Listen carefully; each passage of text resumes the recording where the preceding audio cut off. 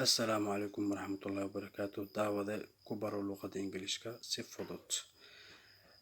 دعوة وحين قادن دونا 10 عنوان كيسو يهي political sentences ومعنى هدو يهي هذا لذا سياسة. وحين قادن دونا لو جملة دوت وحين هريسا مدن the rebels overthrew the government. The rebels overthrew the government.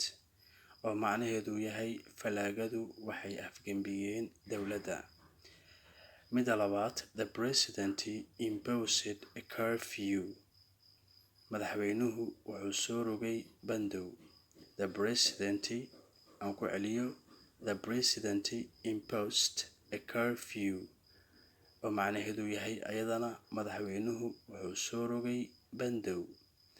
hagaag daawadayaal, waxaan filayaa markaa inaad si fiican u fahanteen wax allaala wixii su'aalo ku saabsan cashirkan hadday jiraan noogu dhaafa barteena commentiga. sidoo kale mar waliba waxaan idin leenahay like iyo share noogu dadaala. haddii aad ku cusub tahayna channelka Mahad Media ama YouTube channelka Mahad Media subscribe noo dheh si markaa ay kuu soo gaaraan muuqaalada dambe ee aan soo dhigi doono.